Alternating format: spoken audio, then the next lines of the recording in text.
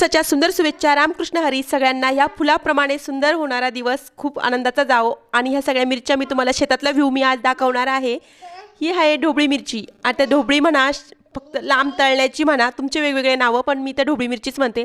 ही तळण्यासाठी खरंच खूप छान आहे। आणि आता मी शेतात गेले होते तर खूप सारा भाजीपाला गोळा करून आणला। आता काय काय आणलं, इथे आणली मी कोथिंबीर, तांदूळची भाजी, आणि शेतातना वेगवेगळ्या भाजीपाला सगळाच आलेला आहे। इथे पाती सगट असलेला लसूण, आता 4-5 कांड्या आणल्या होत्या मी, एकच दाखवला। इथे पालक आणली होती आणि इकडे थोड्याशा मिरच्या आणल्या होत्या।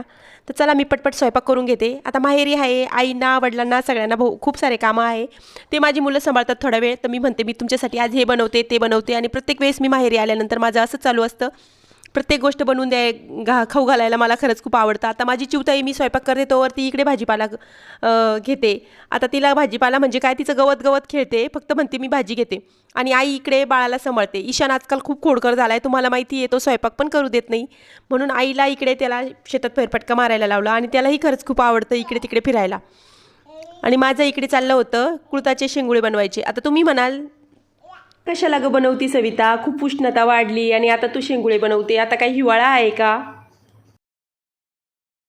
उन्हाळा चालू आहे आणि कशाला बनवते। पण इकडे काय माहिती कशाने थंडीच आहे भरपूर। सकाळी सकाळी खूप थंडी वाजते, संध्याकाळी पण खूप थंडी वाजते, आणि सगळ्या शेतात पाणी असतं म्हणून का काय, त्यामुळेच असेल बहुतेक। आणि हो, इकडे मी शेंगुळे वळते, कारण त्यांची बनवणे होत नव्हते आणि मी आले तर म्हणलं चला यांनी बनवलं नाही ना, मी बनवते, आणि खरंच खूप छान लागतात ना। आता इकडे माझा भाऊ भोपळा किसून देत होता, त्याला वाटलं ही भजे बनवून देईल किंवा मग पराठे बनवून देईल, पण मी पराठे नाही भजेच बनवणार होते भोपळ्याचे। आणि एकदा तरी भोपळ्याचे भजे बनवून बघा। मिरचीचे भजे तर मला बनवायचेच होते, पण भोपळ्याचे सुद्धा बनवायचे होते। आणि इकडे अशी काही फोडणी तरी आली होती। इकडे मी शेंगुळे वळून घेतले सगळे, आणि पटपट शेंगुळे वळते, तर माझं पिल्लू कशाला मागे राहील म्हणून ते पण तसं करत होतं मला। जर आवडला तर लाईक आणि सबस्क्राईब नक्की करा।